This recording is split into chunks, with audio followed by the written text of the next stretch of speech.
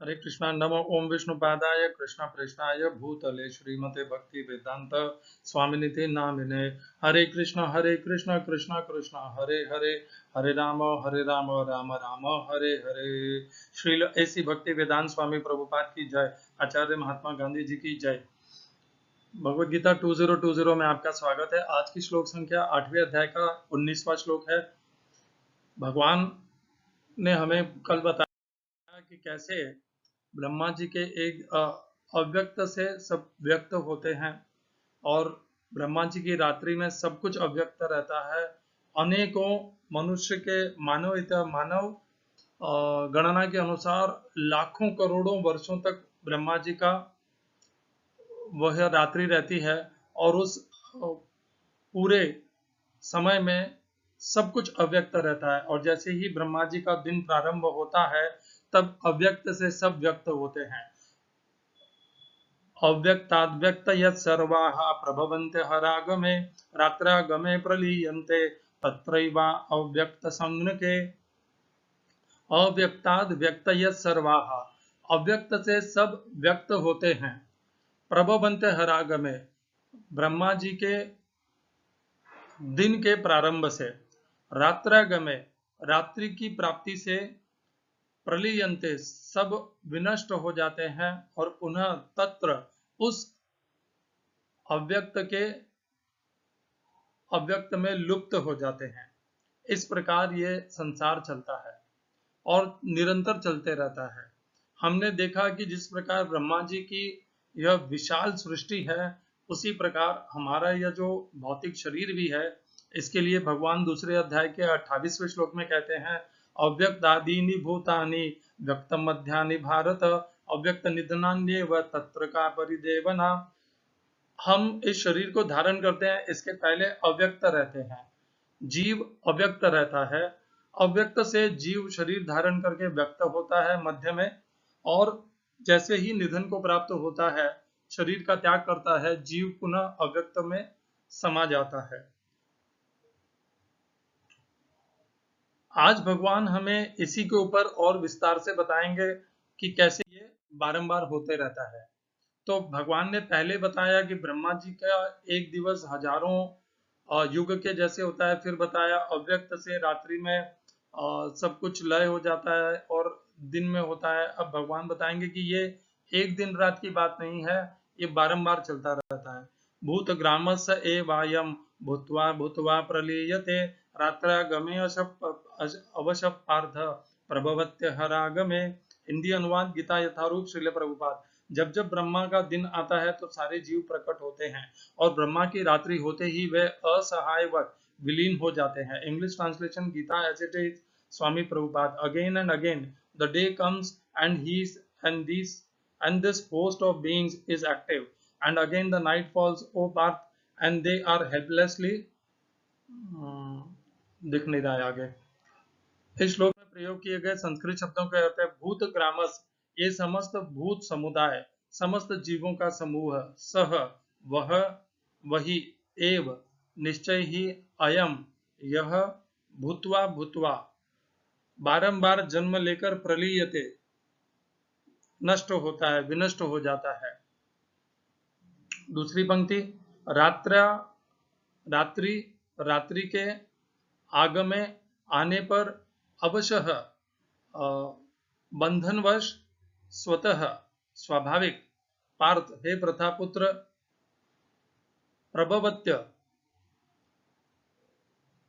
प्रभवती, प्रकट होता है, हरागमय, प्रभवती, अह, दिन, आगमे, आने पर। देखा, पता चल गया मेरी संस्कृत कमजोर है।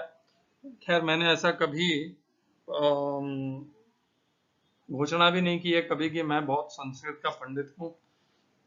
जितनी थोड़ी बहुत आती है उससे चला रहा हूँ, भगवान की कृपा है, उससे अपनी गाड़ी चल रही है। इस श्लोक का तात्पर्य गीता यथारूप स्वामी प्रभुपाद द्वारा, अल्पज्ञानी पुरुष जो इस भौतिक जगत में बने रहना चाहते हैं, उच्चतर लोकों को प्राप्त कर सकते हैं, किंतु उन्हें पुनः इस धरालोक पर आना होता है। वे ब्रह्मा का दिन होने पर इस जगत के उच्चतर तथा निम्नतर लोकों में अपने कार्यों का प्रदर्शन करते हैं, किंतु ब्रह्मा की रात्रि होते ही वे विनष्ट हो जाते हैं। दिन में उन्हें भौतिक कार्यों के लिए नाना शरीर प्राप्त करने रहते हैं, किंतु रात्रि के होते ही उनके शरीर विष्णु के शरीर में विलीन हो जाते हैं। वे पुनः ब्रह्मा का दिन आने पर प्रकट होते हैं। भूत्वा भूत्वा प्रलीयते, दिन के समय वे प्रकट होते हैं और रात्रि के समय पुनः विनष्ट हो जाते हैं। अंततो गत्वा जब ब्रह्मा का जीवन समाप्त होता है तो उन सबका संहार हो जाता है और वे करोड़ों वर्षों तक अप्रकट रहते हैं। अन्य कल्प में ब्रह्मा का पुनर्जन्म होने पर वे पुनः प्रकट होते हैं। इस प्रकार वे भौतिक जगत के जादू से मोहित रहते हैं, किंतु जो बुद्धिमान व्यक्ति कृष्ण भावनामृत स्वीकार करते हैं वे इस मनुष्य जीवन का उपयोग भगवान की भक्ति करने में तथा हरे कृष्ण मंत्र के कीर्तन में बिताते हैं। इस प्रकार वे इसी जीवन में कृष्ण लोक की प्राप्त होते हैं और वहां पर पुनर्जन्म के चक्कर से मुक्त होकर सतत आनंद का अनुभव करते हैं।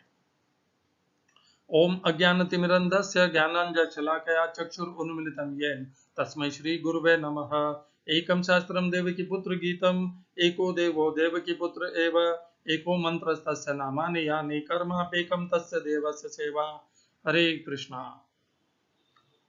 भूत ग्रामस, भूत जितने भी योनियों के भूत प्राणी हैं उनका सारा समूह, ग्रामम पूरा समूह, सह वही, एवायम भूत्वा भूत्वा प्रलीयते, बार बार जन्म लेकर के विनष्ट होता है। कब? जब रात्रि का आरंभ होता है तब। अवशक्तार्थ, और अवश्य अर्थात अपने आप ही, जैसे ही ब्रह्मा जी का दिवस प्रारंभ होता है तब वह पुनः प्रकट होते हैं। ये हमने लगभग कल कर लिया था पिछले श्लोक में। यहाँ पर केवल इतना ही विस्तार हुआ है कि पिछले श्लोक में केवल ब्रह्मा जी के एक दिन रात की चर्चा हुई थी और इस श्लोक में भगवान ने उसी को और आगे बढ़ा करके कह दिया कि ये केवल एक दिन रात की बात नहीं है, ब्रह्मा जी के पूरे जीवन काल में इसी प्रकार जितने भी दिन और रात आते हैं ये ऐसे ही ये चक्र चलता रहता है। तो हम लाखों करोड़ों बार जन्म लेते हैं और मृत्यु को प्राप्त होते हैं, ये ऐसे ही चलता रहता है। इस श्लोक को हम 3 श्लोकों से और जोड़ करके अच्छे से और समझेंगे। पहला श्लोक है 9वें अध्याय का 7वां श्लोक। सर्वभूतानि कौन्तेय प्रकृतिम यान्ति मामिकाम कल्पक्षये पुनस्तानि कल्पादौ विसर्जाम्यहम्। तो इसमें भगवान कह रहे हैं सर्वभूतानि, सारे भूत प्राणी भले किसी भी योनि में हो, कौन्तेय वे प्रकृति यान्ति मामिकाम, वे मेरी प्रकृति को प्राप्त होते हैं, मेरी प्रकृति के वश में रहते हैं। ये प्रकृति और ब्रह्मा दोनों एक ही हैं। देखिए हम किसके वश में हैं? ब्रह्मा जी। ब्रह्मा जी हमें हमारे कर्मों का लेखा जोखा करते हैं, हमें बार बार जन्म मृत्यु देते हैं। तो हम किसके वश में हैं? ब्रह्मा जी। तो ब्रह्मा जी और प्रकृति दोनों भिन्न भिन्न नहीं है, दोनों एक ही हैं। ये आगे भी प्रमाणित होने वाला है, यहाँ पर आप एक बार इसे स्वीकार कर लें। मैं और भी श्लोक बताऊंगा जिसमें से यह स्पष्ट होने वाला है। तो प्रकृति जिसे भगवान कहते हैं वही ब्रह्मदेव है और वो भगवान के अधीन है। प्रकृतिम यान्ति मामिकाम, भगवान कहते हैं वह मेरी प्रकृति है और वही ब्रह्मदेव हैं। तो इसके पिछले श्लोक में भगवान ने बताया था सारे जीव बारंबार जन्म लेते हैं और ब्रह्मा जी की होते हैं। कल्पक्षये पुनस्तानि कल्पादौ विसृजाम्यहम्। पिछले श्लोक में तो भगवान ने बताया था कि ब्रह्मा जी के दिन में सब प्रकट होते हैं, रात्रि के आने पर सब विनष्ट होते हैं, ये सब ऐसे ही चलता रहता है, यह सब भगवान ने बता दिया था। इस श्लोक में भगवान ये कहते हैं कि ये होता सब ब्रह्मा जी के दिन और रात के अनुसार है, परंतु इन सबका ये होते मेरी अध्यक्षता के कारण है। कल्पक्षये पुनस्तानि कल्पादौ विसृजामि अहम, मैं उनका विश्रम करता हूँ। विसृजामि अहम, मेरे कारण वे नष्ट होते हैं और वे मेरे कारण ही उत्पन्न होते हैं। ब्रह्मा जी के दिवस में उत्पन्न होते हैं, ब्रह्मा जी की रात्रि में नष्ट होते हैं, परंतु ये उत्पन्न होने और नष्ट होने के पीछे जो शक्ति है, जो सत्ता है, वह भगवान श्री कृष्ण की है। यह यहाँ से हमें समझना है और यह भी जानना है प्रकृतिम यान्ति मामिकाम, हम सब भगवान की प्रकृति के वश में हैं और भगवान की प्रकृति और ब्रह्मदेव एक ही हैं। अगला श्लोक, प्रकृतिम स्वाम अवष्टभ्य विसृजामि पुनः पुनः भूतग्रामम इमं कृष्णम अवशम प्रकृतिर्वशात्। प्रकृतिम स्वाम अवष्टभ्य, मैं अपनी प्रकृति को अधीन करके विसृजामि पुनः पुनः, बारंबार विनाश करता हूँ इन सबका। भूत ग्रामम इमम कृष्णम, इस सारे भूत प्राणियों के समूह को, अवशम प्रकृति, जो प्रकृति के द्वारा के वशीभूत है, प्रकृति के बंधन में है, प्रकृति के वश में है, वशात, अवशम जबरदस्ती, स्वाभाविक प्रकृति के वश में है। अवशम शब्द यहाँ पर भी प्रयोग किया है 8वें अध्याय के 20वें श्लोक में, अवशम। तो यहाँ पर भगवान ने और स्पष्ट कर दिया कि ये सब भगवान करते कराते हैं और प्रकृति के द्वारा करते हैं, निमित्त बनाते हैं प्रकृति को। प्रकृतिम स्वाम अवष्टभ्य, अपनी प्रकृति को अधीन करते हैं और बार बार हमारा इस पूरी संसार का, समस्त भूत प्राणी समुदाय का को विनाश करते हैं और उत्पन्न भी करते हैं। ये सब प्रकृति के वश में है और ये अपने आप ही होते हैं। तो ये सब हमें समझना है कि प्रकृति कैसे, भगवान का इसमें क्या भूमिका है। माना भगवान ने ये कह दिया कि ये सब ब्रह्मा के दिन में होते हैं, रात में होते हैं, ब्रह्मा का दिन हजारों युग का है, ये सब बता दिया। अब भगवान विशेष करके ये बता रहे हैं कि ये सब कुछ मेरे द्वारा कराए जाते हैं। ये भगवान ने बताया है 9वें अध्याय के 7वें श्लोक में, 8वें श्लोक में। हम ब्रह्मा जी का ये विशाल विस्तार जान करके कि ब्रह्मा जी की आयु इतनी बड़ी होती है, हम कहीं ये ना समझ लें कि ब्रह्मदेव ही सब कुछ के आदि और कारण है। ऐसा नहीं है, ब्रह्मदेव केवल निमित्त मात्र हैं। ब्रह्मदेव की शक्तियों को, प्रकृति को अधीन करके भगवान ही सबका विनाश भी करते हैं, भूत प्राणी समुदाय का। और समय आने पर, ब्रह्मा जी के दिवस के प्रारंभ होने पर भगवान ही उत्पत्ति भी करते हैं। ब्रह्मदेव में अपने आप में वह शक्ति नहीं है कि वे प्राणियों का विनाश कर सके और उत्पत्ति कर सके। ये शक्ति, ये सत्ता, ये संभव केवल और केवल भगवान श्री कृष्ण के द्वारा किया जाता है। ब्रह्मदेव केवल उसमें एक निमित्त मात्र है। एक और श्लोक जिसको मैं यहाँ पर जोड़ूंगा, 14वें अध्याय का 4था श्लोक है। सर्व योनिषु कौन्तेय मूर्तय संभवन्ति याः तासाम ब्रह्म महद्योनिहि अहं बीज प्रदपिताः। यहाँ पर जिस ब्रह्म शब्द का प्रयोग किया गया है, यह ब्रह्मदेव हैं। सर्व योनिषु कौन्तेय मूर्तय संभवन्ति याः, भूत प्राणियों की जितनी भी प्रकार की योनियां हैं, सर्व योनिषु कौन्तेय, मूर्तय, जितने भी प्रकार के प्राणी हैं, ये सब उत्पन्न होते हैं। तासा, उत्पन्न होते हैं। तुम यह समझ लो कि समस्त प्रकार की जीव योनियां इस भौतिक प्रकृति में जन्म द्वारा संभव हैं। तासाम, उन सब का ब्रह्मदेव, तो जिसे प्रकृति कहा है, देखिए प्रभुपाद ने यहाँ पर ब्रह्म को परिवर्तित करके प्रकृति कहा है और वही प्रकृति ब्रह्मदेव भी है। तो यहाँ पर ब्रह्म परब्रह्म का सूचक नहीं है, क्योंकि परब्रह्म और भगवान श्री कृष्ण भिन्न भिन्न नहीं है। यहाँ पर ब्रह्म जो है वह ब्रह्मदेव का सूचक है। ये ब्रह्म शब्द थोड़ा भिन्न भिन्न प्रकार से समझना पड़ता है। इसको आप यहाँ पर ऐसे ही समझिए जैसे भगवान ने 9वें अध्याय के 7वें और 8वें श्लोक में कहा था कि भगवान अधीन करके प्रकृति को सबकी रचना और विनाश करते हैं। यहाँ पर भी यही कह रहे हैं भगवान, तासाम ब्रह्म महद्योनिहि, इन सब का जो गर्भ है वह प्रकृति है, ब्रह्मदेव हैं, और उस गर्भ में भगवान अपना बीज डालते हैं। बीज प्रदत्त पिता, भगवान वह पिता है जो उस गर्भ में बीज डालते हैं, जिससे यह पूरी सृष्टि उत्पन्न होती है। तो जो उत्पन्न करने की शक्ति है वह भगवान के बीज के द्वारा संभव होती है।